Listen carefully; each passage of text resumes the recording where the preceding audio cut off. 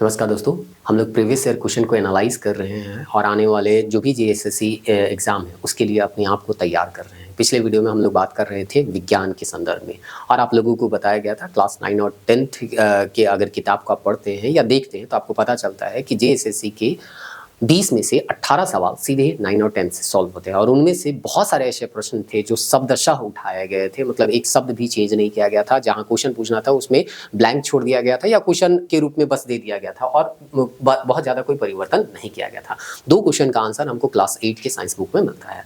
तो बहुत सारे विद्यार्थी ये जानने को उत्सुक थे कि आखिर जीएस का प्रश्न भी जेएसएससी कहीं से बनाती होगी, तो कहाँ से बनाती है, उसका क्या सोर्स है या उसको हम कैसे तैयार करके जाएं, क्योंकि जीएस जो है वो एक तरह से बहुत लेंदी सब्जेक्ट माना जाता है। कहा जाता है ये एक तरह का समुद्र है, लेकिन समुद्र को पार करने का भी अपना एक तरीका है। अगर सही तरीके से आप पार करना चाहिएगा तो समुद्र भी हम लोग क्या कर सकते हैं, पार कर लेते हैं। उसी तरह से जीएस का सिलेबस भले वास्ट है, समुद्र के जैसा है, लेकिन सही तरीका अगर अपनाइएगा तो इसमें भी मैक्सिमम नंबर जो है हम पा सकते हैं। और ये चीज जो है एनालाइज हम करते हैं, विश्लेषण जब करते हैं प्रीवियस ईयर के क्वेश्चन को तो पता चलता है। तो हम लोग यहाँ विश्लेषण कर रहे हैं 12 अप्रैल 2026 को हुए उत्पाद सिपाही के प्रश्न को। तो आज हम लोग यहाँ पे जीएस के 40 प्रश्न को पढ़ेंगे, समझने का प्रयास करेंगे, वो कहाँ से आया वो चीज हम लोग ढूंढने का प्रयास करेंगे। कहने का मतलब इसके पैटर्न को समझेंगे कि किस सब्जेक्ट से जीएस में भी किस सब्जेक्ट से कितने क्वेश्चन आते हैं, हिस्ट्री से कितने आते हैं, हिस्ट्री में भी अगर एंशिएंट है, मिडिवल है, जो है मॉडर्न है, कल्चर है, तो ये सबसे कितना कितना क्वेश्चन पूछा जाता है। पॉलिटी जो है उससे कितने क्वेश्चन है, ज्योग्राफी से कितने क्वेश्चन पूछे जाते हैं, करंट अफेयर से किस तरह के क्वेश्चन पूछे जाते हैं। अगर ये सब सारा चीज जानना है तो धैर्यपूर्वक वीडियो को अंत तक देखिए। हम पिछले वीडियो में भी बोले थे कि हम जो बोल रहे हैं उस बात को समझने के लिए मेरे पूरे बातों को आपको सुनना पड़ेगा, ठीक है। आपको जो करना है, आपका जो तरीका है पढ़ने का वो आप अपनाइए। हम कहते भी हैं ना कि सुनो सबका करो अपना। तो पहले हमारी बातों को सुनिए, समझने का प्रयास कीजिए, अगर ठीक लगे तो उसको अपनाइए और नहीं तो आपको जो बेस्ट तरीका लगता है वो तरीका आप अपना सकते हैं। हम लोगों का मुख्य जो उद्देश्य है बस यही है कि ज्यादा से ज्यादा मैक्सिमम नंबर जो है कैसे हम लोग यहाँ पे गेन कर सके। तो सबसे पहले पैटर्न समझेंगे, फिर सोर्स को समझने का प्रयास करेंगे। पिछले वीडियो में हम बोले थे कि सिलेबस और प्रीवियस ईयर क्वेश्चन दो हम लोगों का सबसे महत्वपूर्ण औजार है। सिलेबस बताता है क्या पढ़ना है और प्रीवियस ईयर क्वेश्चन बताता है कि किस लेवल तक पढ़ना है। कहने का मतलब उसका जो टफनेस लेवल है वो क्वेश्चन से पता चलता है और दूसरा चीज उसका सोर्स भी पता चलता है कि आखिर ये क्वेश्चन कहाँ से पूछे जा रहे हैं।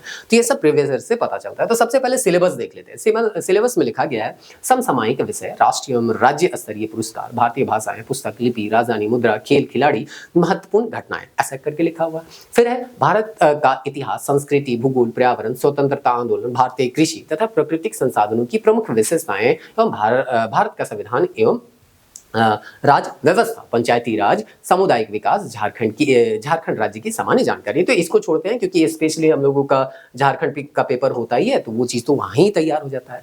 अब यहाँ पे देखिए समसामयिक विषय में क्या लिखा हुआ है, राष्ट्रीय और राज्य स्तरीय पुरस्कार। बहुत ज्यादा यहाँ पे क्या किया गया है, इसको एक तरह से कह सकते हैं हाईलाइट करके दिया गया है कि हम लोगों को करंट अफेयर में भी पढ़ना है तो किसको पढ़ना है, नेशनल लेवल का और जो स्टेट लेवल का जो पुरस्कार होता है वो पढ़ना है। दूसरा चीज भारतीय भाषा, ये स्टैटिक्स पोर्शन है, इसीलिए हम लोग एक अपने चैनल में वीडियो भी डाले हैं जिसमें जेएसएससी जीएस करके वो हेडिंग देखिएगा, 3-4 घंटा का वो वीडियो होगा, एक कंपाइलेशन वीडियो। उसमें जो स्टैटिक्स पोर्शन है उसको एक जगह हम अरेंज करके आप लोगों को बता दिए हैं, उसका एमसीक्यू भी करवा दिए हैं और डिटेल जो टॉपिक के अंतर्गत आ सकता है वो पढ़ा भी दिए हैं। तो भारतीय भाषाएं जो है स्टैटिक्स के तौर पे आते हैं। पुस्तक तो क्या पूछेगा उसका कोई गारंटी रहता नहीं। लिपि जो है वो भी स्टैटिक्स पोर्शन में आता है, तो लिपि भी आप लोगों को पढ़ा दिया गया है। राजधानी तो आप लोगों को खुद देखते रहना है, कोई न्यूज में है, देश है, उसका राजधानी हो सकता है, पूछा जा सकता है। करेंसी भी उसी तरह से जो भी न्यूज में रहेगा उस देश का करेंसी हो सकता है पूछा जाएगा। करंट अफेयर में दूसरा सबसे महत्वपूर्ण जो टॉपिक है वो है खेल खिलाड़ी, और अभी आपको हम प्रूफ के साथ दिखाएंगे जो सिलेबस में लिखा हुआ है उसी के अनुसार क्वेश्चन पूछे गए हैं। अब खेल खिलाड़ी और पुरस्कार देखिए, 11 में से आपको 9 सवाल जो है सीधे सीधे यहाँ से ही देखने मिलेगा। लगभग हम 8 सवाल कह सकते हैं सीधे सीधे यहाँ से देखने को मिलेंगे, यानी पुरस्कार और खेल खिलाड़ी से। फिर है महत्वपूर्ण घटनाएं। महत्वपूर्ण घटनाएं में तो बहुत सारी घटनाएं होती हैं, आप क्या ही पढ़िएगा, जो भी आपको मन करेगा वो थोड़ा बहुत पढ़ लीजिए, लेकिन करंट अफेयर का जब किताब लाइए तो ऐसा नहीं है कि किताब को शुरू से आखिरी तक पढ़ना है, एकदम शुरू कीजिए और सारा चीज़ पढ़े जा रहे हैं। ऐसे में आपका फिर वही बात होगा, मेहनत तो आप कीजिएगा लेकिन आउटपुट उतना ही नहीं मिलेगा। तो स्मार्ट वे में थोड़ा सा क्या कीजिए, काम कीजिए। अगर आपके पास टाइम कम है या दूसरे बहुत सारे सब्जेक्ट और पढ़ने हैं तो सबसे पहले आप करंट अफेयर में 2 टॉपिक चूज कीजिए और उसको पहले आप पढ़िए और याद करने का प्रयास कीजिए। पहला है पुरस्कार, दूसरा है खेल खिलाड़ी।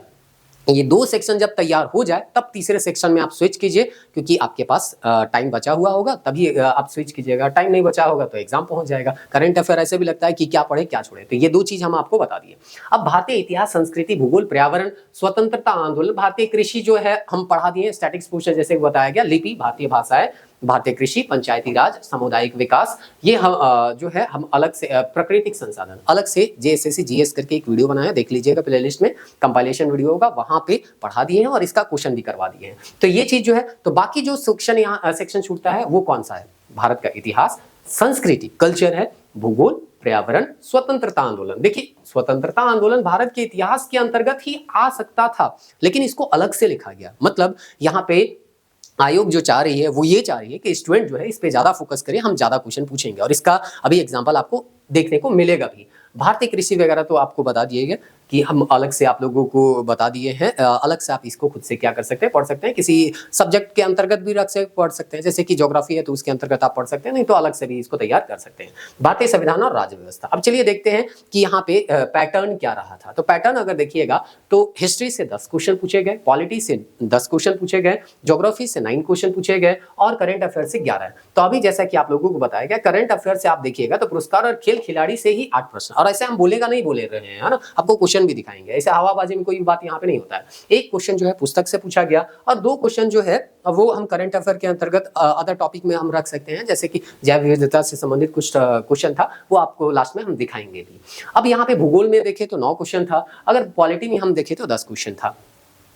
हम हिस्ट्री का अगर क्वेश्चन देखने जाए, जो कि काफी लेंदी सब्जेक्ट माना जाता है, तो राष्ट्रीय आंदोलन से 4 प्रश्न देखने को मिलते हैं। तो इसीलिए हम बोले थे ना कि सिलेबस को देखिए, सिलेबस बताता है क्या पढ़ना है ना। यहाँ पे देखिए लिखा हुआ था ना स्वतंत्रता आंदोलन, अलग से लिखा हुआ था, और आप देखिए स्वतंत्रता आंदोलन से अभी हम आपको 4 प्रश्न बताएंगे। तो 4 प्रश्न पूछा गया, मध्यकाल से सिर्फ 1 क्वेश्चन पूछा गया, प्राचीन काल से 3 क्वेश्चन पूछा गया, और कल्चर लिखा हुआ था तो कल्चर से 2 क्वेश्चन पूछा गया है। तो इस तरह से यहाँ पे हम लोग पैटर्न देखें कि जीएस में किस किस सब्जेक्ट से कितने कितने प्रश्न आते हैं।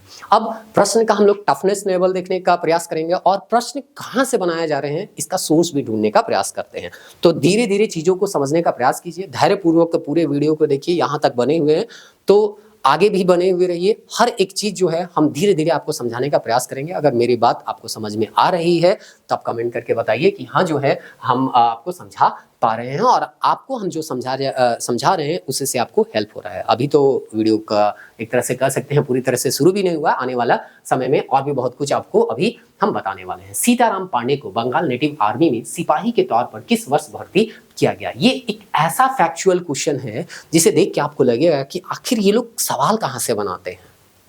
आपके पास जो भी हिस्ट्री का सोर्स होगा, जो भी किताब होगा जिसको आप पढ़ते होंगे इतिहास के लिए, आधुनिक भारत के संदर्भ में, उस किताब को आप निकालिए और देखिए क्या इसका उत्तर मिलता है। अगर नहीं मिलता है मतलब कहीं ना कहीं कमी है और इस कमी को, इस खाई को आपको पाटना होगा। और ये बहुत बड़ा जो है चैलेंज नहीं है, अभी हम आपको बताएंगे। बहुत आसानी से अगर आप 1 सप्ताह टाइम दीजिएगा तो हिस्ट्री में भी आप बहुत अच्छे से कमांड कर सकते हैं और इस तरह के अटपटा जो सवाल आपको लग रहे हैं वो सवाल को भी आप बना के आइएगा। ये क्वेश्चन जो है वो बहुत आसान है। झांसी की झांसी में विद्रोही सिपाहियों में जा मिला था तथा अंग्रेजों के विरुद्ध युद्ध किया था। तो ये तो कोई भी एक स्टूडेंट होगा वो जानेगा कि झांसी में कौन थी, तो रानी लक्ष्मीबाई थी। तो इस क्वेश्चन में तो चलिए इजी है, इस पे हम लोग ज्यादा दिमाग लगाएंगे ही नहीं। हम लोग ज्यादा दिमाग लगाएंगे इसमें क्योंकि ये जो है टफ क्वेश्चन है और ज्यादातर विद्यार्थी इसको छोड़ के आएंगे या गलत करके आएंगे। तो इसको आप सही कैसे कीजिएगा? इसको सही कीजिएगा क्लास 8 के एनसीईआरटी किताब को पढ़ के। अब क्लास 8 का एनसीईआरटी किताब जो है उसमें अगर आप देखिएगा तो एक चैप्टर जो है वो 1857 के बारे में बताता है, जब जनता बगावत करती है 1857 और उसके बाद करके एक चैप्टर है। ये चैप्टर नंबर जो है वो 5 में दिया गया है। उस चैप्टर में आप जाके देखिएगा तो एक पेज में, पूरे पेज में इसी के बारे में डिस्क्राइब करके दिया गया है और इस पेज को आप पढ़िएगा तो पता चलेगा इससे और भी क्वेश्चन आने वाले समय में बन सकता है। और इसीलिए हम कहते हैं केवल क्वेश्चन के आंसर को मत देखिए, उस क्वेश्चन के एक्सप्लेनेशन को जानने का प्रयास कीजिए कि वो क्वेश्चन किस संदर्भ में पूछा गया है। हो सकता है कि नेक्स्ट टाइम में उसी से संबंधित कुछ दूसरा क्वेश्चन आपको देखने को मिले। यहाँ आप देखिएगा तो बताया जाता है जल्दी, यहाँ पे लिखा हुआ है, थोड़ा बहुत यहाँ पे हम पढ़ देते हैं। जूम तो यहाँ पे शायद नहीं होगा, या जूम होता है तो देखते हैं। आपको थोड़ा ये जूम नहीं होगा शायद, हो रहा है ना? चलिए यहाँ पे जूम हो रहा है, चलिए ठीक है, उम्मीद करते हैं अब दिखाई दे रहा होगा आपको। जल्दी हर टुकड़ी में उत्तेजना छा गई। उस दौर की एक और झलक सूबेदार सीताराम पांडे के संस्मरणों में मिलती है। यही तो पूछा गया था ना सीताराम पांडे के बारे में, तो संस्मरणों में मिलती है, यानी कि वो एक तरह से हम कह सकते हैं अपने बारे में, अपने जीवन के बारे में लिख रहे थे। सीताराम पांडे को 1812 में बंगाल नेटिव आर्मी के सिपाही के तौर पर भर्ती किया गया। यही सवाल पूछा गया था 1812 वाला। उन्होंने 48 साल तक नौकरी की। 48 साल तक वो अंग्रेजों के यहाँ नौकरी करते हैं। 1860 में वो सेवानिवृत्त होते हैं, रिटायर होते हैं। उन्होंने बगावत को दबाने में अंग्रेजों की मदद की थी। मतलब ये ऐसा व्यक्ति है जो 1857 का विद्रोह के समय अंग्रेजों का साथ दे रहा था। फिर भी सवाल इसी से पूछा जा रहा है। क्यों पूछा जा रहा है वो देखिए, आगे पता चलेगा। उनका बेटा भी विद्रोहियों के साथ था। अब देखिए, बाप है अंग्रेज के साथ और बेटा जो है वो किसके साथ है? विद्रोहियों के साथ, यानी कि 1857 में जो क्रांति कर रहे थे उन लोगों के साथ थे। और अंग्रेजों ने उनसे सीताराम की आंखों के सामने ही मार डाला। अब अंग्रेज के साथ है पिता, और बेटा जो है विद्रोही गुट में है, तो अंग्रेज तो किसी को छोड़ेगा नहीं, चाहे वो आपका बेटा हो चाहे कोई भी रिश्तेदार है। तो उनके सामने ही, आंखों के सामने ही उनके बेटे को मार दिया जाता है। उसके अपने सेवानिवृत्ति के बाद, यानी 1807 के बाद जब वो रिटायर्ड हो जाते हैं, उनके कमान अफसर नॉरगेट ने उन्हें अपने संस्मरण लिखने के लिए प्रेरित किया कि अपना आत्मकथा जो है वो लिखो कि तुम्हारे जीवन में क्या क्या घटना घटा। सीताराम 1861 में अवधी भाषा में अपने संस्मरण लिखे, जिसका नॉरगेट ने अंग्रेजी में अनुवाद किया। तो इस तरह से रिटायरमेंट के 1 साल बाद अवधी भाषा में वो अपना संस्मरण लिखते हैं, जिसका अनुवाद किया जाता है। अनुवाद का नाम था फ्रॉम सिपाही टू सूबेदार। नेक्स्ट एग्जाम में हो सकता है कहीं पे ये आपको पूछा जाएगा, और इसका एग्जाम्पल अभी आपको हम बताएंगे कि ये सब भी पूछा गया है। अभी इसी में हम जब अगला क्वेश्चन बताएंगे तो देखेंगे कि किताब के बारे में भी पूछा जा रहा है। तो पूछा जाएगा फ्रॉम सिपाही टू सूबेदार कौन, जब ये पूछ सकता है कि सूबेदार जो है सीताराम वो कब बंगाल नेटिव आर्मी में भर्ती हुआ, तो ये भी तो पूछा जा सकता है कि इनके द्वारा जो अवधि में लिखा गया संस्मरण था उसका अंग्रेजी में अनुवाद किया गया था नॉरगेट के द्वारा, तो वो किताब का नाम क्या था? फ्रॉम सिपाही टू सूबेदार, यानी सिपाही से वो सूबेदार तक कैसे वो जाते हैं। सीताराम पांडे के संस्मरणों का एक अंश इस प्रकार है, आप चाहिएगा, मन करेगा तो आपको कभी ये है ना इस किताब में जाके क्या कर लीजिएगा, पढ़ लीजिएगा। तो इस तरह से हम क्या बोल रहे हैं कि आपको 1-2 क्वेश्चन, 2-4 क्वेश्चन ही दूसरे से अलग करता है, भीड़ से आपको अलग करेगा, और इसके लिए आपको थोड़ा सा मेहनत करना होगा। हम सारा क्वेश्चन बताते हैं, फिर हम बताएंगे कि कैसे इसको आप मैनेज कर सकते हैं। तो इस तरह से हम लोग स्वतंत्रता आंदोलन संबंधी 2 प्रश्नों का स्रोत देखे, जिसमें एक जो है बहुत आसानी से कोई भी बना लेगा। झांसी में रानी लक्ष्मीबाई भी विद्रोही सिपाहियों के साथ मिल गई। ये भी क्लास 8 के ही किताब से है, और ये भी क्लास 8 के ही 1857 वाले चैप्टर से पूछा गया है। अगला क्वेश्चन देखिए, यहाँ पे निम्नलिखित में से कौन सी पुस्तक विष्णु भट्ट गोडसे द्वारा लिखी गई? इसीलिए हम बोले थे ना कि यहाँ पे पुस्तक भी पूछा जा रहा है कि कौन पुस्तक किसके द्वारा लिखा गया। तो ये पूछा जा सकता है ना, फ्रॉम सिपाही टू सूबेदार किसके द्वारा लिखा गया या किसका अनुवाद था, है ना, ये पूछा जा सकता है। और ये चीज जो है वो कहां से पूछा गया, तो ये भी क्लास 8 के किताब से ही पूछा गया है। और फिर अगेन हम आपको बोलते हैं, आपके पास जो भी आधुनिक भारत का सोर्स है उस सोर्स को आप निकालिए और देखिए ये किताब का नाम मिल रहा है कि नहीं मिल रहा। अगर नहीं मिल रहा है तो फिर वही बात है, कमी या जो खाई है उसको आपको बांटना पड़ेगा। दूसरों से अलग मतलब आगे बढ़ने के लिए थोड़ा अलग से या आपको क्या करना पड़ेगा, मेहनत करना पड़ेगा। तो 84 नियमों की सूची करके एक इस तरह से हेडिंग दिया गया है, और वहां पे लिखा है, यहाँ महाराष्ट्र के एक गांव में रहने वाले ब्राह्मण विष्णु भट्ट गोडसे के द्वारा लिखित पुस्तक माझा प्रवास के कुछ अंश दिए गए हैं। विष्णु भट्ट और उसके चाचा मथुरा में आयोजित किए जा रहे एक यज्ञ में भाग लेने के लिए निकले थे। विष्णु भट्ट लिखते हैं कि रास्ते में उनकी मुलाकात कुछ सिपाहियों से हुई, जिन्हें उन्होंने सलाह दी कि वापस लौट जाएं, क्योंकि 3 दिन के भीतर चारों तरफ हुराम मच जाएगा। सिपाहियों ने जो कहा वह इस प्रकार था, इसे आप खुद से भी पढ़ सकते हैं। तो 1857 के जो चैप्टर थी उससे 3-3 प्रश्न बनाए गए, मतलब एक किताब के एक चैप्टर से सीधे 3 प्रश्न आपको मिल रहे हैं। और आप कहते हैं कि जेएसएससी कहाँ से क्वेश्चन बनाती है, आप ढूंढ नहीं पा रहे हैं। एक क्वेश्चन ये है जिसको हम लोग आधुनिक भारत के तौर के अंतर्गत ही इसको रखेंगे, जो कि एनसीईआरटी में तो हम ढूंढ रहे थे तो हमको नहीं मिला, हो सकता है कहीं लिखा हुआ होगा, जो है हम ढूंढ नहीं पाए, लेकिन ये कहीं ना कहीं तो जरूर मेंशन किया गया होगा कि भारत में पहली जनगणना कब हुई थी। तो ये जीके का क्वेश्चन है, आपको कहीं पे भी मिल जाएगा, जैसा कि अभी आपको हम बताएं कि कोई भी किताब में मिल जाएगा। तो दो ऐसे क्वेश्चन थे 1800 ये जनगणना वाला जो आपकी किताब में मिल जाएगा, झांसी की रानी वाला आपकी किताब में मिल जाएगा, लेकिन दो क्वेश्चन जो है उसके लिए आपको एनसीईआरटी को ही पढ़ना पड़ेगा, दूसरा कोई उपाय नहीं है। अब यहाँ पे आगे जो है 1881 वाला तो कहीं पे भी गाइड बुक में होगा या कोई भी किताब आप पढ़ रहे होंगे तो वहां पे मिल जाएगा कि पहली बार जनगणना 1872 में हुआ था, रेगुलर जो है 1881 से आपको देखने को मिलता है। अब हम लोग आधुनिक 4 क्वेश्चन आपको बता दिए, अब हम लोग चलते हैं मध्यकाल की ओर। चहमान शासक पृथ्वीराज तृतीय ने किस वर्ष अफगान शासक सुल्तान मोहम्मद गोरी को पराजित किया? तो ये भी एक कॉमन क्वेश्चन है, कोई भी आपके पास किताब होगा मध्यकालीन से संबंधित तो वहां पे ये डाटा जो है आपको मिल ही जाएगा।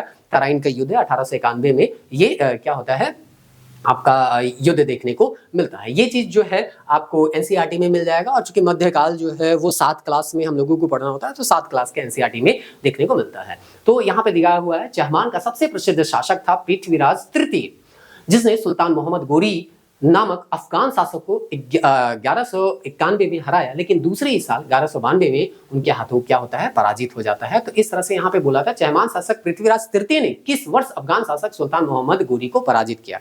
तो यहाँ पे मोहम्मद गोरी कब पराजित होता है वो पूछा गया है।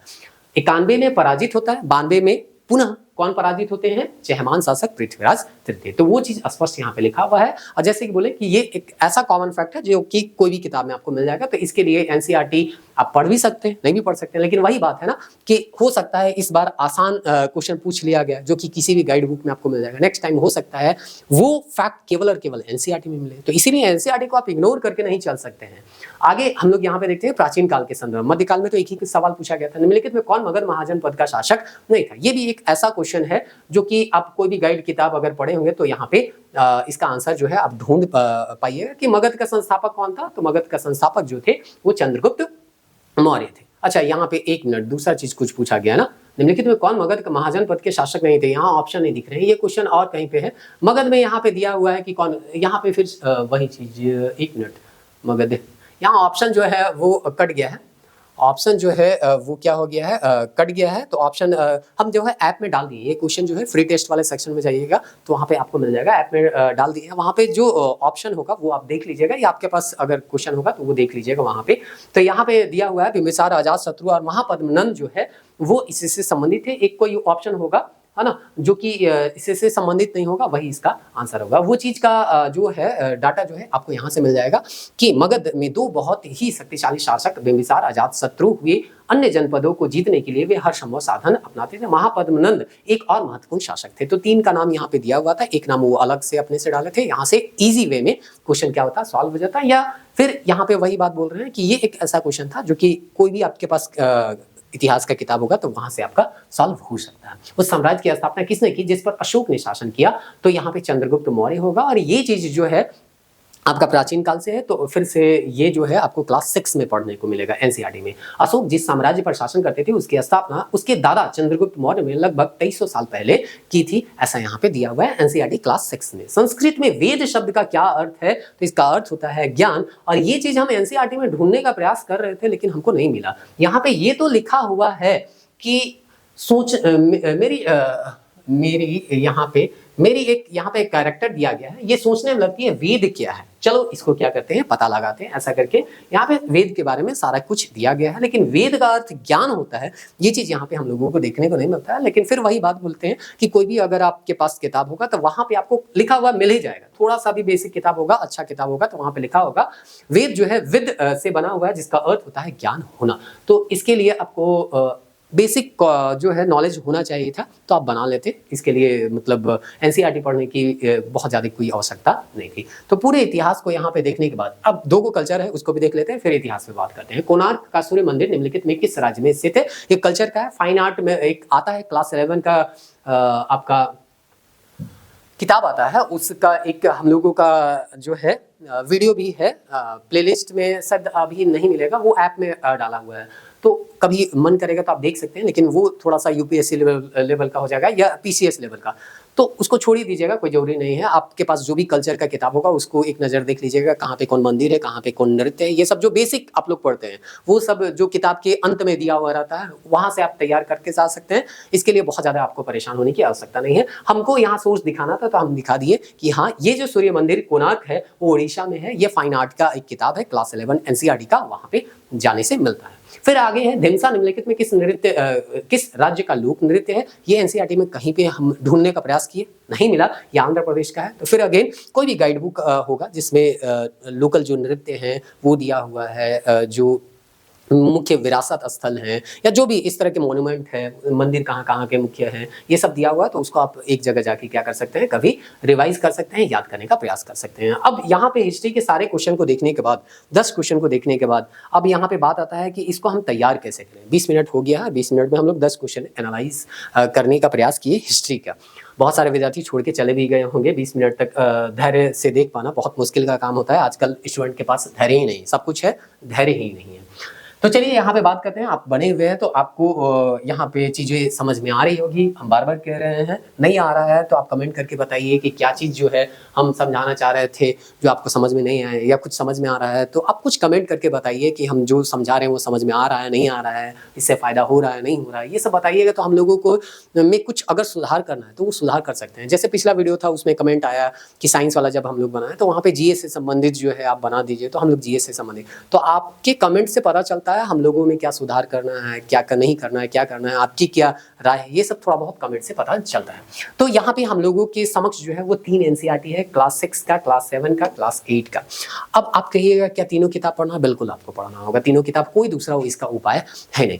आपके पास जो भी किताब है हिस्ट्री का वो किताब आप पढ़ लीजिए। जीएस का हो सकता है एक सिंगल बुक होगा जिसमें हिस्ट्री, ज्योग्राफी, पॉलिटी इस तरह से भी होगा, या हो सकता है आपके पास अलग अलग किताब होगा। आप जो भी रेफर कर रहे हैं, आपको हम बताएं कि 2 ऐसा क्वेश्चन था जो कि नहीं मिला। हो सकता है मध्यकाल से या प्राचीन काल से भी नेक्स्ट टाइम ऐसा क्वेश्चन पूछा जाए जो केवल एनसीईआरटी में मिले, दूसरी किताब में ना मिले।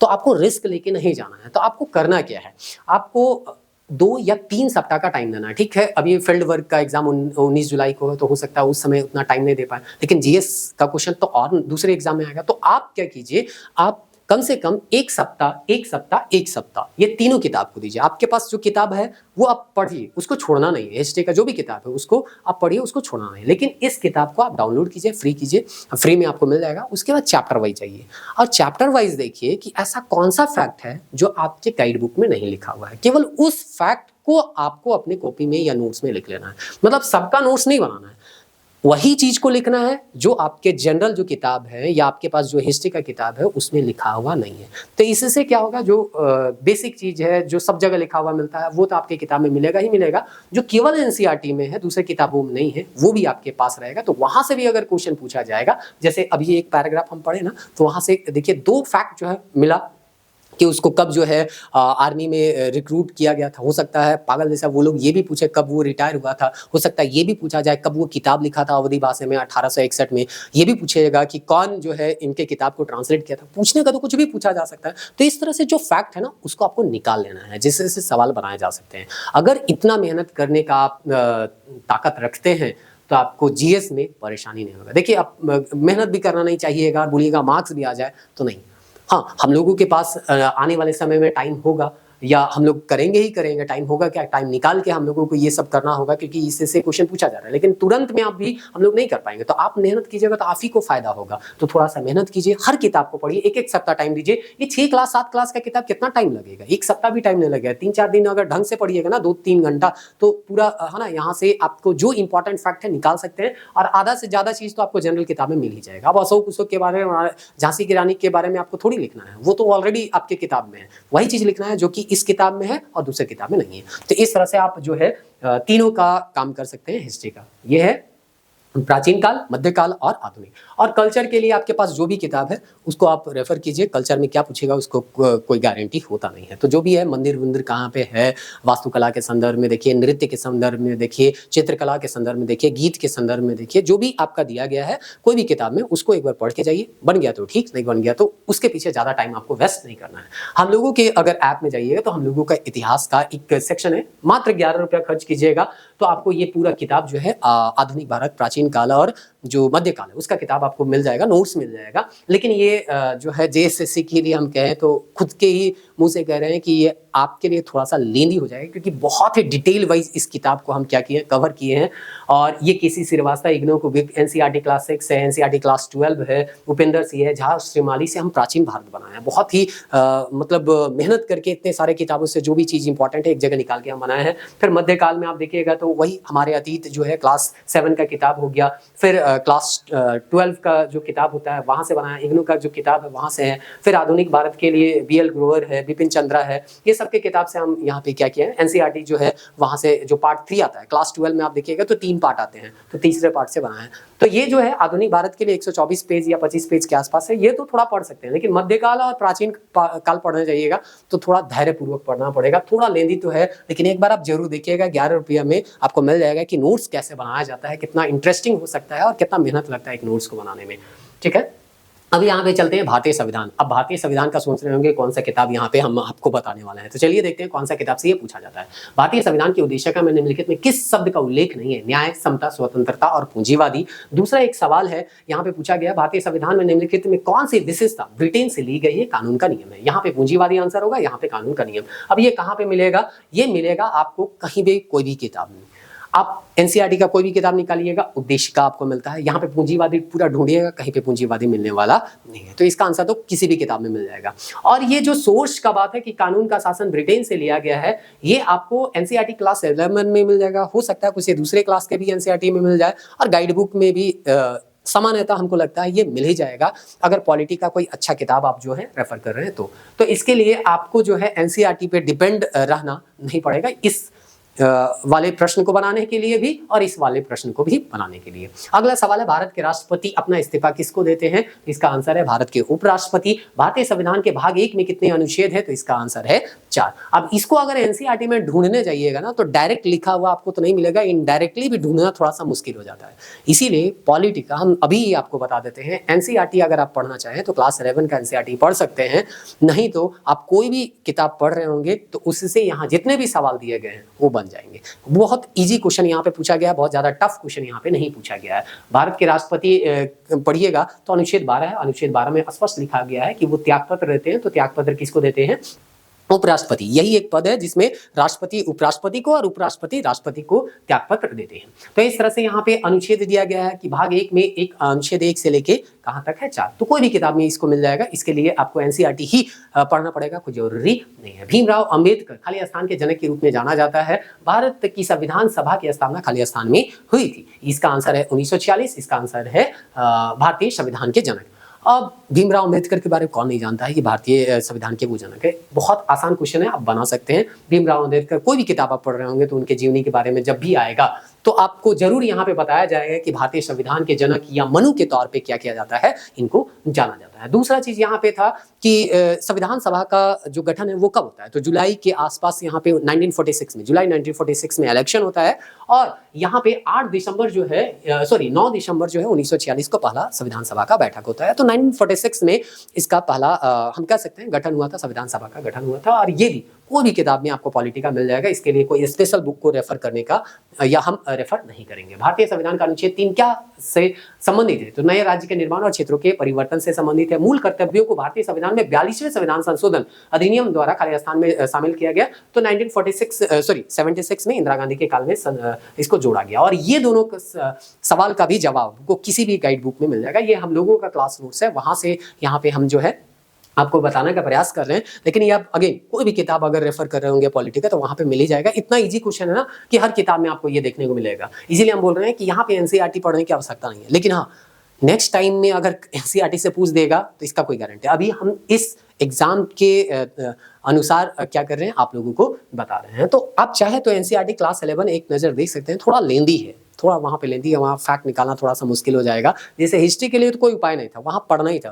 लेकिन पॉलिटी के लिए नहीं भी पढ़िएगा तो चल जाएगा, बहुत ज्यादा कोई जरूरी नहीं है। झारखंड लोक सेवा आयोग का गठन भारतीय संविधान के किस अनुच्छेद के तहत होता है? तो अनुच्छेद 315 के तहत होता है। भारतीय संविधान में विशेषाधिकार रीट की विशेषता निम्नलिखित में कहाँ से ली गई है? तो ब्रिटेन से ली गई है। ये सामान्य किताब में ढूंढ रहे थे तो नहीं मिल रहा था, देख लीजिएगा आपकी किताब में ये है कि नहीं। और ये जेपीएससी वाला, राज्य लोक सेवा आयोग वाला, तो कहीं पे भी आपको मिल जाएगा। तो हम लोग जो है आपको अगर सलाह दे या हम आपको सलाह दें तो यहाँ पे अगर आपके पास समय है और आप जो है लेंदी चीज़ों को पढ़ने से घबराते नहीं हैं तो क्लास 11 का एनसीईआरटी पढ़ सकते हैं। या अगर आप क्लास 11 में ऑलरेडी कभी एनसीईआरटी का किताब पॉलिटी पढ़ चुके हैं, मतलब होता है ना कोई कोई आर्ट्स लेता है, तो आप जरूर इस किताब को एक बार पढ़ लीजिएगा, थोड़ा बहुत इससे फायदा ही होगा। और नहीं तो हम लोग जो है लक्ष्मीकांत का जो किताब है उसी से एक नोट्स बनाया है जो कि ऐप में मिल जाएगा, उसको आप रेफर कर सकते हैं। या फिर अगेन जो आपके पास नोट्स है उस पर भरोसा करके अगर आप पढ़े तो उसी पे आप रिलाई कीजिए, वहां से आंसर सारा मिल जाएगा। यहाँ पे जहां जहां आवश्यकता पड़ा हम एनसीईआरटी का भी इनपुट यहाँ पे डाल दिए हैं। एनसीईआरटी को हम कभी भी इग्नोर नहीं किए हैं, चाहे किसी भी सब्जेक्ट का नोट्स हमको बनाना पड़े। अब हम लोग यहाँ पे देखते हैं भूगोल का। भूगोल में हम लोग देख रहे हैं 9 क्वेश्चन पूछा गया, तो 9 क्वेश्चन कहाँ से बनता है वो देखते हैं। महान भारत रेगिस्तान भारत के निम्नलिखित में किस भाग में पाया जाता है? तो ये बेसिक क्वेश्चन है। कोई भी एक सीरियस कैंडिडेट, सीरियस क्या अनसीरियस कैंडिडेट भी होगा तो भी इसका आंसर वो क्या कर सकता है, बता सकता है। उत्तर पश्चिम में थार मरुस्थल हम लोगों के भारत में देखने को मिलता है।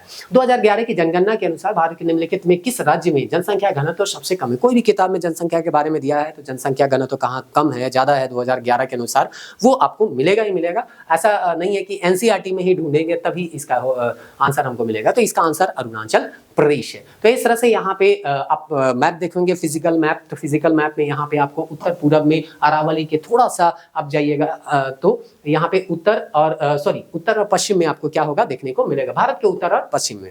लेकिन यहाँ पे एनसीईआरटी में आप ढूंढने जाइएगा ना तो एनसीईआरटी में क्या लिखा हुआ है, एनसीईआरटी का भी स्क्रीनशॉट हम यहाँ पे चिपका सकते थे लेकिन नहीं चिपका है। क्यों? क्योंकि यहाँ पे अरावली के संदर्भ में बताया गया है कि मरुस्थल कहाँ है। तो अरावली से ऊपर जाइएगा तो उत्तर और इधर जाइएगा तो पूरब, तो उत्तर पूरब दिया है। लेकिन यहाँ पूछा गया है भारत के संदर्भ में, तो भारत के संदर्भ में क्या होगा, उत्तर और पश्चिम हो जाएगा। तो इस तरह से यहाँ एक मिनट, इसका अरावली के उत्तर पूरब होगा, उत्तर पश्चिमी होगा। यहाँ पे उत्तर क्या हो जाएगा, पश्चिमी होना चाहिए। एक बार देख लीजिएगा क्या लिखा हुआ है। ऐसे तो अगर यहाँ से देखें तो उत्तर पश्चिम ही जाएगा, इधर से थोड़ा सा देखेंगे तो उत्तर पूर्व होगा। लेकिन मोटा मोटी हमको जहां तक लग रहा है ये उत्तर पश्चिमी होना चाहिए क्योंकि इधर से इस साइड ही क्या है, मरुस्थल देखने को मिल रहा है। चलिए ठीक है। उसके बाद यहाँ घनत्व वाला जो है अरुणाचल प्रदेश जो है सबसे कम घनत्व वाला है। उसके बाद मिजोरम आता है, सिक्किम, मणिपुर, नागालैंड। तो टॉप 5 टॉप जो है 3 कम से कम आपको ये सब याद करके चलना है। निम्नलिखित में कौन हिमालय पर्वत का सबसे दक्षिणी श्रृंखला है? अगेन एनसीईआरटी क्लास 9 में या 11 में अगर आप देखिएगा भारत का भूगोल तो वहां पे आपको इसका आंसर हो सकता है क्या, कंफर्म मिलेगा ही मिलेगा। लेकिन इसके लिए हम जो है एनसीईआरटी में लेकिन एकदम लाइन बाय लाइन अगर ढूंढिए कि ये शब्द लिखा ही हुआ है तो ऐसा नहीं मिलता है। पढ़ते पढ़ते आपको समझ में आ जाता है कि यहाँ शिवालिक सबसे दक्षिण में स्थित हिमालय पर्वत की श्रेणी है। कंचनजंगा शिखर निम्नलिखित में किस देश में स्थित है? ये भी आपको कहीं ना कहीं एनसीईआरटी में मिल जाएगा। लेकिन ये सब चीज गाइड बुक में भी हम लोगों को इजी वे में क्या हो जाता है, मिल जाता है। तो हम देखिए आपको वहीं पे एनसीईआरटी पढ़ने के लिए बोल रहे हैं जहां प्रश्न जो है वो गाइड बुक या जो भी हम लोग किताब पढ़ते हैं वहां पे नहीं मिल रहा है, तभी एनसीईआरटी पढ़ने के लिए बोलते हैं। नहीं तो बोलने का तो हर कोई बोल देता है कि एनसीईआरटी पढ़ दो, लेकिन पढ़ने के लिए टाइम भी तो चाहिए। उतना लेंदी किताब से फैक्ट निकालने के लिए उतना समय सबके पास नहीं होता है। तो जहाँ पे जरूरी नहीं है हम वहाँ पे नहीं बोल रहे हैं कि आप एनसीईआरटी पढ़िए, जहाँ पे जरूरी है वहाँ पे तो पढ़ना पड़ेगा दूसरे से 2 कदम आगे होने के लिए। हिस्ट्री में कोई ऑप्शन नहीं था क्वेश्चन, अगर आपके यहाँ फिर हम रिपीट कर रहे हैं, अगर वो 2 फैक्ट जो क्वेश्चन था ना सीताराम जी के बारे में और एक किताब के बारे में जो पूछा गया, अगर वो जो है आपके किताब में मिलता है तो आप एनसीईआरटी स्किप कर सकते हैं। लेकिन आपको हम बताएं कि डायरेक्ट जो है वो एनसीईआरटी से पूछा गया है। अब नेक्स्ट जो क्वेश्चन बनेगा हो सकता है वो एनसीईआरटी से हो और आपकी किताब में ना हो, तो आप रिस्क नहीं लीजिए। कम से कम एक बार, हम बोले ना एक सप्ताह आप टाइम दीजिएगा ना, तो क्लास 6, 7 और 8 के एनसीईआरटी से वो फैक्ट आप निकाल सकते हैं जो जनरल किताब आप पढ़ रहे हैं उसमें नहीं है। वो सब सारे फैक्ट को आप निकाल के तैयार कर सकते हैं, नोट्स बना सकते हैं। तो शिवालिक जो है हम लोग मैप वगैरह का भी यहाँ पे प्रयोग किए हैं और मैप से यहाँ समझाने का प्रयास करते हैं अपने क्लास नोट्स में। ज्योग्राफी का चीज है, मैप से समझने में आसान होता है, तो वो चीज यहाँ पे लिखा हुआ है। कंचनजंगा के बारे में भी लिखा हुआ है कि ये जो है कंचनजंगा जो है आपको सिक्किम में देखने को मिलेगा। यहाँ पे कहीं पे लिखा होगा 8598 मीटर है। ये सब भी हम लोगों को याद करना पड़ता है, तो वो सब क्लास नोट्स में मिल जाएगा। निम्नलिखित में किस नदी ने भारत के पूर्वी तट पर विस्तृत डेल्टा का निर्माण किया? तो आप नर्मदा, लूनी, तापी ये सब देखिएगा तो पश्चिम का है। एक ही नदी है जो कि पूर्वी तट पे है, वो महानदी, और वही डेल्टा का क्या करती है, निर्माण करती है। ये बेसिक थोड़ा भी नदी अगर अच्छे से पढ़े हैं और कोई भी किताब में अगर पढ़े होंगे तो इसका जवाब आप दे सकते हैं। इसके लिए आपको एनसीईआरटी ही एकदम पढ़ना पड़ेगा ऐसा कोई जरूरी नहीं है। अक्षांश को किसमें मापा जाता है? ये तो थोड़ा भी अक्षांश देशांतर कोई पढ़ा होगा तो वो बता सकता है कि इसको डिग्री में मापा जाता है, ठीक ना। तो इस तरह से यहाँ पे नदी हम पढ़ते हैं। आगे हम बोले कि हम लोगों का जो ज्योग्राफी का नोट्स है उसमें हम मैप का बहुत ज़्यादा यूज किए हैं, क्योंकि मैप्स जो है ज्योग्राफी के समझने में बहुत आसान बना देता है। तो यहाँ पे नदी के बारे में दिया गया है, आप आराम से इसको देख सकते हैं, आपके किताब में भी होगा, ऐसा नहीं कर रहे हैं कि मेरे हम जो बनाए उसी किताब में आपको देखने को मिलेगा। अक्षांश देशांतर हम लोग पढ़ते हैं तो यहाँ पे तो डिग्री ही पढ़ते हैं, यहाँ पे आपको मुख्य अक्षांश के बारे में बताया गया है, देशांतर के बारे में पढ़िएगा, अक्षांश का क्या काम है, देशांतर का क्या काम है, ये सब हम लोग पढ़ते हैं। तो बहुत आसान क्वेश्चन पूछ गया कि इसको नापते किसमें, तो डिग्री में। लक्षद्वीप समूह जो है खाली स्थान में स्थित है, तो ये कौन नहीं जानता है, अरब सागर। थोड़ा भी आप मैप अगर देखते हैं तो आपको पता होगा अरब सागर में है। प्रमुख यामोत्तर पृथ्वी को खाली स्थान भागों में बांटती है, प्राइम मेरिडियन है। तो थोड़ा भी अगर टाइम जून के बारे में पढ़े होंगे तो आपको बताया गया होगा, ये तो लक्षद्वीप के बारे में है। प्राइम मेरिडियन के बारे में तो 2 भाग में बांटा जाता है, एक पूर्वी और इधर क्या हो जाएगा, पश्चिमी हो जाएगा। इस तरह से हम लोग 5.5 घंटा जो है प्राइम मेरिडियन से आगे हैं, ये भी आप लोग जरूर पढ़े होंगे। तो इसके लिए अब आपको हम फिर वही बात है आपके ऊपर छोड़ते हैं। अगर आप चाहें तो क्लास 9 का किताब आप पढ़ सकते हैं। क्लास देखिए बिना मतलब का सारा एनसीईआरटी पढ़ने जाएगा, टाइम वेस्ट हो जाएगा। वही चीज पढ़िए जिससे क्वेश्चन आता है। तो 9 पढ़िएगा तो कहीं ना कहीं आपको हेल्प पहुंचाएगा। और 11 क्लास का 2 किताब आता है, दोनों किताब आप पढ़ सकते हैं। एक जो होता है वो आपका भौतिक भूगोल है, विश्व भूगोल हम कह सकते हैं, और एक है केवल भारत का भूगोल, यानी भारत के संदर्भ में दिया गया। आप 12 में देखिए जनगणना वाला जो क्वेश्चन है, 12 का ये जो किताब है इसको आप पढ़िएगा तो हो सकता है यहाँ पे इसका आंसर जो है आपको मिल जाए। लेकिन अगेन ये जो है कॉस्ट बेनिफिट आपका थोड़ा सा कम हो जाएगा। ये दोनों आप आराम से पढ़ लीजिए, 9 स्किप भी कर दीजिएगा तो थोड़ा बहुत चल जाएगा। क्लास 11 का ही जो वर्ल्ड ज्योग्राफी है, हम एक तरह से कर सकते हैं भौतिक भूगोल, और दूसरा जो है इंडियन ज्योग्राफी, 2 किताब पढ़ लीजिएगा तो आपका काम जो है चल सकता है। बाकी आपके पास जो गाइड किताब है उससे आप पढ़िए, काम चलाइए। 9 क्लास का किताब आपके पास टाइम है तो पढ़िए, नहीं तो स्किप कर सकते हैं। यहाँ हम लोग तो 9 क्लास का भी, यहाँ पे 10th क्लास का भी कुछ पोर्शन यूज किए हैं जहां जहां आवश्यकता लगा है, और 11 क्लास का। और एक आता है डीआर खुल्लर का भूगोल, तो उससे बनाया गया है। और एटलस, जैसे कि बीच बीच में हम बोले कि जितना भी हम लोगों का नोट्स है उसमें एटलस का हम लोग प्रयोग किए हैं। तो एटलस जो है ऑक्सफोर्ड एटलस का जो मैप है उसको हम लोग यहाँ पे यूज किए हैं। अगर आप चाहें तो ऐप में जाके इसको भी 11 रुपये में परचेज कर सकते हैं, देख सकते हैं कि क्या क्या नोट्स है। श्रीलंका भारत से खाली स्थान द्वारा अलग होता है। तो पाक जल संधि ये भी किसी किताब में मिल जाएगा, या आप मैप थोड़ा सा देखे होंगे अच्छा से तो वहां पे भी आपको देखने को मिल जाएगा। अब यहाँ से आया है खेल खिलाड़ी। ये सब जो है आप क्वेश्चंस अगर देखिएगा तो पता चलेगा कि करंट अफेयर में खेल खिलाड़ी सबसे ज्यादा इंपॉर्टेंट होता है। उबेर कप निम्नलिखित में किस खेल से संबंधित है, तो बैडमिंटन। इसका मतलब जो है आपको खेल देखना है, उसमें कौन कौन से पुरस्कार मिलते हैं वो सब आपको देखने हैं, इससे एक आइडिया होता है। भारत ने अपने पहले एशियाई खेलों में कितने पदक जीते थे, तो इस तरह से 51 है। हिस्ट्री मतलब खेल में भी हिस्ट्री टाइप का जो क्वेश्चन है ना उससे पूछा जा रहा है। ड्रिबलिंग शब्द निम्नलिखित में किस खेल से संबंधित है, यानी खेल और उससे शब्द से, मतलब कौन सा शब्द किस खेल से संबंधित है। और ऐसा स्टैटिक जो भी किताब आपका जीएस का होगा, अगर कोई सिंगल बुक लिए होंगे जिसमें इस तरह का खेल खिलाड़ी दिया होगा तो जरूर उस किताब में आपको ये सब मिल जाएगा। आपको बस एक बार क्या करना है, मेहनत करना है। द्रोणाचार्य पुरस्कार खाली स्थान में स्थापित, तो ये भी एक हिस्ट्री टाइप का पूछा गया कि कब स्थापित किया गया था, कब से शुरू किया गया द्रोणाचार्य पुरस्कार, तो 1985 से।